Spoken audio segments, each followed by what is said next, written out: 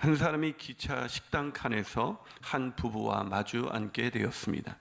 부인은 언뜻 보기에도 상당히 비싸 보이는 의상과 장신구를 아주 사치스럽게 차려입고 있었습니다. 그러나 그녀는 차 안이 너무 더럽고 서비스도 엉망이고 음식도 입에 맞지 않는다는 등 불평과 짜증이 그치지 않고 있었습니다. 반면에 그녀의 남편은 온화하고 태평해 보였습니다. 그는 싱글벙글 웃으면서 마주 앉은 그에게 이렇게 말했습니다. 제 아내는 제조업을 하고 있습니다. 의외였습니다. 왜냐하면 그 부인이 제조업을 하는 그런 경영자처럼 보이지는 않았기 때문입니다. 또 그는 그 부인이 무엇을 제조하시나요? 라고 되물었습니다. 그러자 그 남편은 태연한 얼굴로 이렇게 대답을 했습니다. 제 아내는 불행을 제조하고 있습니다. 노만 빈센트 필의 긍정적 사고방식에 나온 이야기입니다. 책에서 저자는 이렇게 말합니다. 사실보다는 사실을 보는 태도가 훨씬 더 중요하다. 우리는 지난주 2주간에 걸쳐서 영적 전쟁에 관한 말씀을 나누었습니다. 그것을 통해서 우리가 확실히 알게 된 사실 하나가 있다면 그것은 우리는 영적 전쟁에서 승리한 사람들이라는 것입니다. 우리를 위해 죽임당하신 어린 양 예수 그리스도로 인해서 우리는 이미 죄와 사망에서 자유케 되었고 우리는 매일의 삶 속에서 영적인 승리를 경험하며 살아갈 수 있다고 말씀을 드렸습니다. 이건 명백한 사실입니다.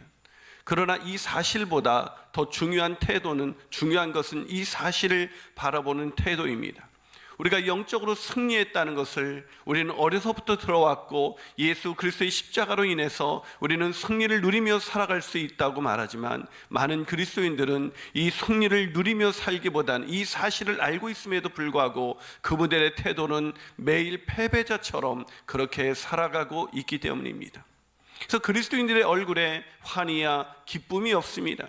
승리의 기쁨이 아니라 매일 패배에 쪄들어 오늘을 어쩔 수 없이 살아가는 그런 모습들이 어쩌면 오늘날 교회와 앉아있는 예배하는 사람들의 모습은 아니겠습니까? 사랑하는 여러분, 오늘 본문은 요한계시록을 처음 들었던 그 성도들도 그렇게 패배의식에 쪄들었을지도 모른다고 말씀해주고 있습니다. 그들도 이 도미티안 황제의 막강 권력에 의해 그런 극심한 고난을 당하고 또한 유혹에 무너져 내리는 자기 자신을 바라보면서 그들은 패배의식에 쪄들어 살았을지도 모르겠습니다. 그러나 그런 그들에게 하나님은 요한을 통해서 보여준 이 환상을 통하여 그들의 패배의식에서 왜 머물러 있는지를 알려주시고 그 패배의식에서 벗어나 승리의 기쁨을 누리며 살아갈 수 있게 하기 위해서 오늘 본문을 기록할 수 있게 하신 것입니다. 그러기에 저는 오늘 본문을 통해서 저와 여러분이 이 영적으로 승리했다는 것을 알면서도 패배의식에 쪄들어 사는 인생이 아니라 승리의 기쁨과 환희를 누리며 살아가시는 저와 여러분이 되시기를 주님의 이름으로 축원합니다. 자, 그렇다면 우리는 왜 패배의식에서 벗어나지 못하는 것일까요? 첫 번째로 보는 것이 잘못되어 있기 때문입니다. 뭐가 잘못되어 있다고요? 보는 게 잘못되어 있어요. 잘못된 것을 보고 있다는 것입니다. 오늘 본문 1절을 보면 어떻게 시작하고 있습니까? 내가 또 보니라고 시작하고 있습니다. 또 6절은 어떻게 시작하고 있습니까? 또 보니라고 시작하고 있습니다. 14절은요, 또 내가 보니라고 시작되고 있습니다.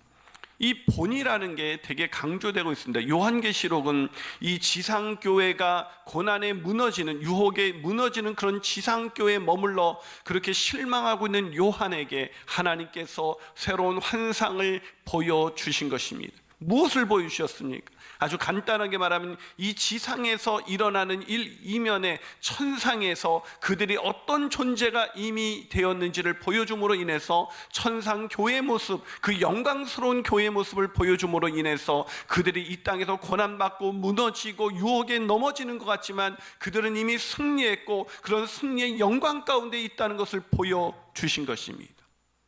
그럼에도 불구하고 또 다시 이런 영적 전쟁에서 성도들이 잡혀가고 무너지는 이런 현실 속에서 이렇게 무너져 있는 사람들에게 하나님은 다시 요한을 통해서 오늘 본문을 기록하게 한 것입니다.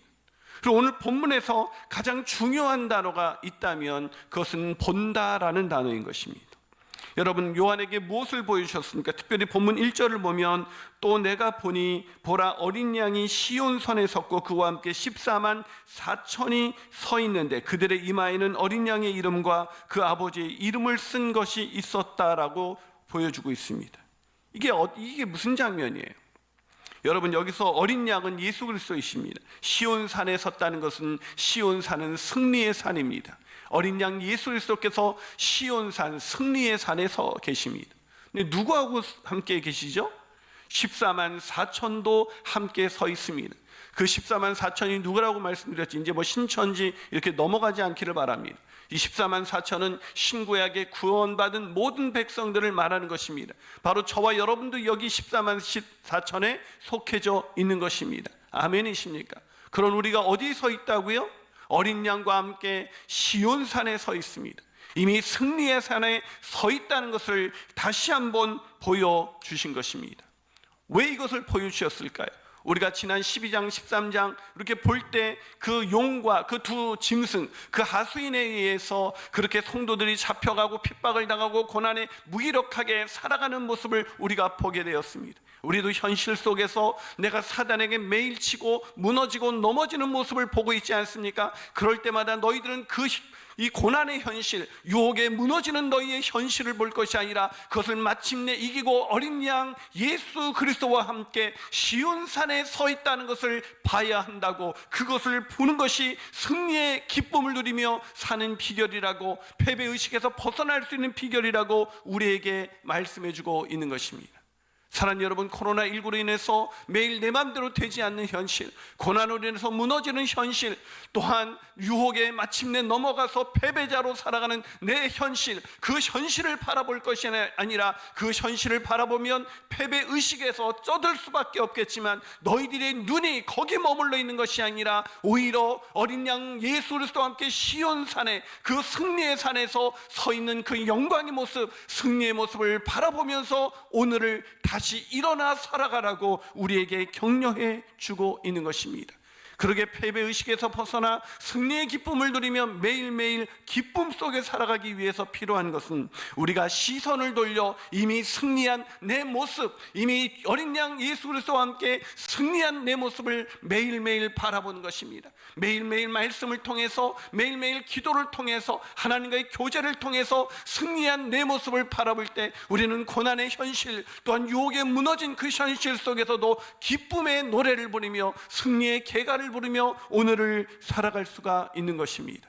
그렇게 살아가시는 저와 여러분이 되시기를 주님의 이름으로 축원합니다. 한 발 더 나가서 우리는 왜 패배의식에서 벗어나지 못하는 것일까요? 그 두 번째 이유는 악한 자들의 멸망을 믿지 못하기 때문입니다. 뭘 믿지 못한다고요? 악한 자들의 멸망을 믿지 못해. 여러분, 우리가 이 악한 자들과 싸워 이길 수 있다고 여러분 믿으십니까? 예, 그게 정말 아멘이 되길 바라요. 그런데 세상에서 나가서 살다 보면 누가 더 잘 돼요? 믿는 사람이 더 잘 됩니까? 믿지 않는 사람이 더 잘 됩니까? 왜 금방 아멘 하시다가 이렇게 꿀먹은 벙어리가 되셨습니까? 믿는 사람이 승리한다. 근데 세상에서 살다 보면 믿는 사람이 더 초라해져요. 믿는 사람이 넘어지는 것 같아요. 믿지 않는 사람들은 오히려 잘 되고, 사업도 잘 되고, 자식도 잘 되고, 직장에선 승승장구하면서 살아가는 게 보이는데, 나는 코로나19로 인해서 정말 오늘을 살아가는 것이 너무나 힘들고, 그렇게 자식도 세상에서 형통하는 것이 아니라 별로 세상 말로 말하면 마치 루저가 되는 것 같이 그런 느껴지는 현실을 보게 됩니다. 그럴 때 우리는 어떤 생각이 듭니까? 믿음으로 산다는 게 무슨 의미가 있어? 내가 주님의 향한 신앙을 지켰다고 해서 나에게 얻어지는 것이 무엇이 있어? 난 이렇게 초라하게 매일 어쩌면 끼니 걱정을 하면서, 내일을 걱정하면서, 노후를 걱정하면서 이렇게 살아갈 수밖에 없는데 내가 오늘 믿음을 가졌다는 것이 무슨 의미가 있어? 라는 그런 절망이 우리의 마음을 찾아오고 있지 않습니까? 사랑하는 여러분, 요한계시록 13장 4절은 이렇게 말합니다. 용이 짐승에게 권세를 주므로 용에게 경배하며 짐승에게 경배하여 이르되 누가 이 짐승과 같으냐, 누가 능히 이와 더불어 싸우리요. 무슨 말입니까? 용, 그 사단의 세력과 싸워 이길 자 없다는 것입니다. 여러분, 우리가 세상에서 살아갈 때 우리가 경험하게 되는 것은 무엇입니까? 우리가 이 세상에서 용과 짐승과 사단과 싸워 이길 자가 없는 것 같이 느껴지는 세상에서 우리는 살아가고 있습니다. 돈이라는 우상을 따라가는 사람들이 더 승리하는 것 같고, 돈을 우상 삼지 아니하고 하나님만 신뢰하며 살아가는 내가 더 초라하게 살아가는 이 현실, 그 현실 속에서 내가 믿는 자로 살아간다는 것이 아무런 의미가 없고, 오히려 악한 자들이 형통하는 세상, 악한 자들이 더 잘 되는 세상 속에서 우리는 악한 자들의 멸망을 믿지 않게 되었는지도 모르겠습니다. 악한 자들이 진다고 늘 우리가 성경에서는 배웠지만, 우리의 현실 속에서는 악한 자들이 잘 되는 이 현실 속에서 우리는 늘 패배의식을 갖게 되는 것입니다. 그러나 사랑하는 여러분, 오늘 본문에서 6절에서 11절까지는 무엇을 말하고 있는 것입니까? 내용이 길지만 이 내용을 한마디로 말하면 이런, 그의 심판의 시간이 이르렀다. 무너졌도다, 무너졌도다. 큰 성 바벨론, 무너질 것 같지 않은 바벨론 성은 무너졌도다. 이미 과거입니다. 만일 누구든지 짐승과 그 우상에게 경배하고 그 이마에 손에 표를 받으면 그도 하나님의 진노의 포도주를 마실 것이다. 불과 유황으로 타는 그들의 고난을 받게 될 것이고, 그 고난의 연기가 세세토록 올라갈 것이다. 뭐라고요? 고난의 연기가 세세토록 올라, 누구에게요? 악한 자들입니다. 세상에서 형통한 자들입니다. 악한 방법으로 하나님을 믿지 아니하고 돈과 우상을 섬기며 살아갔던 자들이 그 고난, 그들을 향한 고난의 연기가 세세토록 있을지로다. 오늘의 본문은 그런 치열한 영적 전쟁에서 성도들이 잡혀가고 고난당하고 유혹에 무너지는 것 같지만, 결국 망하고 무너지는 것은 큰 성 바벨론, 바로 악한 자들의 멸망이라고 우리에게 알려주고 있는 것입니다. 그들에게 진노가 이미 부어져 있습니다. 여러분, 세상 사람들이 그렇게 세상에 형통한 자 같지만 그 이면을 들어가 보십시오. 그들과 만나서 얘기를 해보십시오. 그들 안에는 허무와 절망이 있습니다. 그들 안에 그 심령에 쉴 수 없는 고통이 있습니다. 그런 고통 가운데 이미 멸망한 그들의 내면을 바라보지 못하고, 오히려 그들의 겉으로 화려한 그들의 권력과 권세와 그들이 가진 것을 부러워하면서 그들의 멸망이 이미 하나님의 진노가 부어져 있는 그들의 모습을 바라보지 못하기에, 오늘도 나는 패배의식을 가지고 믿는 자로서 이미 승리한 우리에게 주어진 승리를 확신하고 살아가기보다는 매일 패배의식에 쪄들어 살아가게 되게 될 수밖에 없는 것입니다. 그러게 사랑 여러분, 이렇게 악한 자들의 멸망을 믿으십시오. 믿겨지지 않을 때마다 요한계시록의 이 본문을 읽으십시오. 최후 승리는 역전된다. 결국은 고난당하고 잡혀간 성도들이 14만 4천 시온산에 서 있게 되는 것이고, 세상에서 잘되고 그 모든 권력과 권세로 온갖 영화를, 부귀영화를 누린 것 같은 그 악한 자들이야말로 영원한 멸망에 들어간다고 우리에게 이야기해주고 있는 것입니다.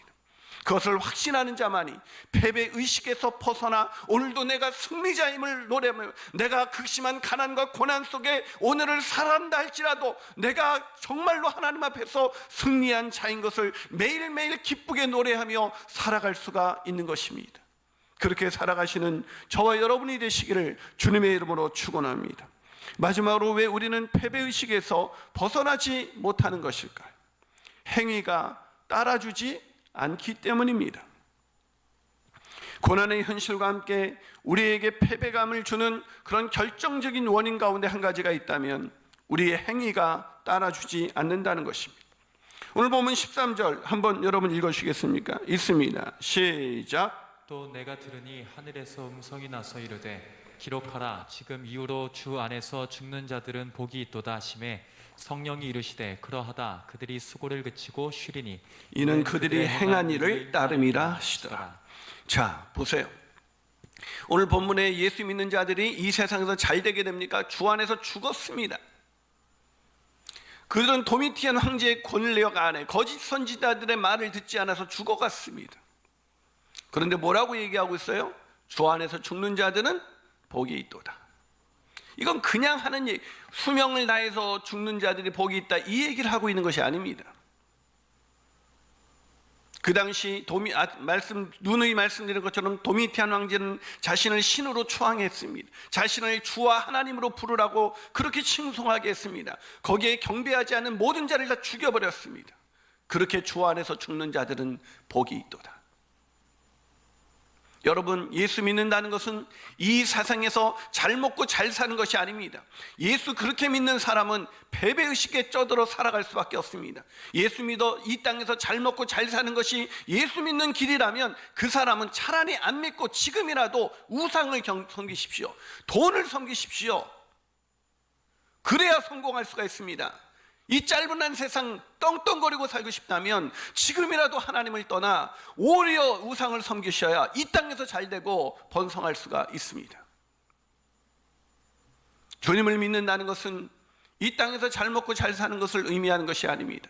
예수 믿어 병 낫고, 예수 믿어 사업 잘 되고, 예수 믿어 자식이 탄탄대로로 걸어간다고 성경 어디에서 그 얘기를 해주고 있습니까? 예수 믿는 사람은 고난을 받되 세상 영광, 이 모세가 바로의 공주의 아들이라 칭함을 거절하고 하나님의 백성과 함께 고난받기를 더 즐겨하는 것, 그게 예수 믿는 것입니다. 왜요? 종국의 그 마지막 날, 종말의 때에 악한 자의 형통은 진노의 잔이 부어지는 영원한 저주 가운데 들어갈 것이고, 이 세상에서 고난받는 그리스도인들은 영원한 복락의 안식처 하나님의 나라 시온산으로 들어가 있게 되기 때문인 것입니다. 사랑하는 여러분, 주 안에서 죽는 자가 어떻게 복이 있습니까? 이 땅에서 이 짧은 세상을 마치고 영원한 하나님의 나라 세세토록 주와 함께 왕노릇하는 인생, 그런 영생을 누리게 되기 때문인 것입니다. 그런데 오늘 본문에서 그런 자들이 어떤 자들이라고요? 그들의 행할 일을 따라 그렇게 운명이 갈려진다고 이야기하고 있습니다. 여러분, 우리가 세상 사람들이 잘 되는 것 때문에 우리 패배의식을 갖게 되기도 하지만, 또 하나 우리가 무너지는 이유가 무엇입니까? 내가 믿음으로 살려고 하는데 믿음으로 잘 사라지지가 않는 것입니다. 하나님의 뜻대로 살려고 하는데 하나님의 말씀 따라 내 행위가 따라주지 않는 것입니다.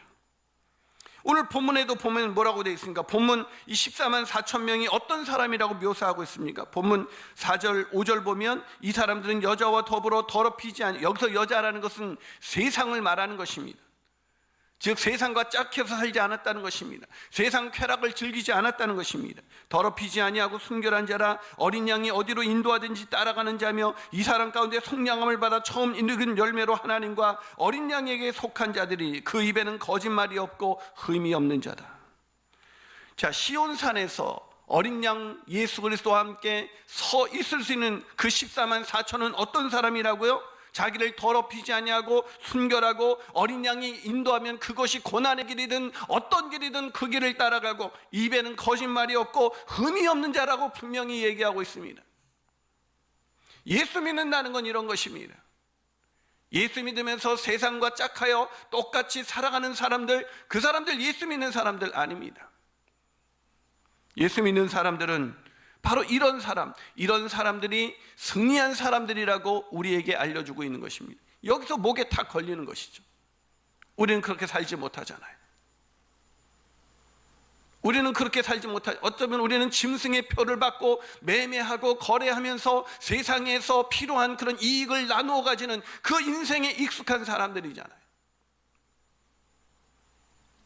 사랑하는 여러분, 행위가 따라줄 때 승리할 수 있다고 우리에게 본문은 이야기해 주고 있습니다. 그런데 여러분, 이거에 우리가 목에 탁 걸려서 역시 나는 그래서 패배의식에 쩌들어 살아가는 것이구나 라고 생각하시겠지만, 그러나 복음이 있습니다. 에베소서 2장 8절과 9절은 이렇게 말합니다. 너희는 그 은혜에 의하여 믿음으로 말미암아 구원을 받았으니 이것은 너희에게서 난 것이 아니요 하나님의 선물이라. 행위에서 난 것이 아니니 이는 누구든지 자랑하지 못하게 하려 함이라. 자, 우리가 구원받아 이 어린 양 예수 그리스도와 함께 시온산에 서 있을 수 있는 것, 그것은 우리의 행위가 아니라 하나님의 은혜로 말미암아 주어진 그 믿음으로 우리가 서 있을 수 있다고 성경은 이야기해 주고 있는 것입니다. 이게 도대체 무슨 얘기입니까? 행위로 구원받는 것입니까? 아닙니다. 절대로 행위로 구원받지 않습니다. 그러면 아까 행한 일을 따름이라, 이 본문에서 그 얘기는 무슨 얘기입니까? 그 행함이라는 것은 오늘도 믿음으로 살다가 실패하고 좌절한 그 사람들이 다시 우리를 위하여 승리하신 어린 양 예수 그리스도를 바라보면서 다시 일어나 믿음으로 살아가는 모습, 그 모습을 말하는 것입니다. 우리가 여전히 세상에서 무너지고 유혹에 무너지고 고난에 무너졌지만 그 무너진 대로 살아가는 것이 아니라 자신을 더럽히지 않게 하기 위해서 우리 죄를 자백하고 주님께 회개하고 날마다 자백함으로 인해서 다시 우리를 깨끗게 하시는 어린 양 예수 그리스도로 인하여 우리가 더럽혀지지 아니하고 아주 더러워지지 아니하고 순결하여져서 매일 주님이 원하시는 그 길을 다시 따라가기 위해서 오늘도 그렇게 살아가는 사람들, 그 사람들을 의미하는 것입니다. 그래서 오늘 본문 12절에서 성도들의 인내가 여기 있나니 그들은 하나님의 계명과 예수에 대한 믿음을 지키는 자다라고 말하고 있습니다. 그 믿음을 지키는 자, 우리 성도들의 인내, 우리가 세상 속에서 무너지고 넘어질 때마다 다시 일어나서 그렇게 인내함으로 주님께서 우리에게 주신 그 고귀한 믿음, 어린 양 예수 그리스도로 말미암아 주어진 이 은혜로 주어진 이 구원 때문에 오늘도 내가 연약하지만, 내가 무너지지만 다시 믿음으로 살기 위해서 그 행위로, 그 믿음의 행위로 걸어가는 사람, 그 사람에게 날마다 승리의 기쁨이 넘쳐나게 되는 것입니다. 세상에서 돈 많이 벌어서 느끼는 기쁨, 세상에서 원하는 것을 얻어서 얻는 기쁨, 그 기쁨이 아니라 오늘도 말씀대로 살지 못했던 나를 다시 일으켜 세우시는 예수 그리스도와 함께 동행하는 기쁨, 그 주님과 함께 걸어가는 기쁨, 그 기쁨으로 인해서 매일매일 살아가는 사람들, 그 사람들이야말로 매일매일 승리의 기쁨을 누릴 수 있는 사람들이라고 오늘 우리에게 이야기해주고 있는 것입니다. 그 승리의 기쁨을 누리며 살아가시는 저와 여러분이 되시기를 주님의 이름으로 축원합니다.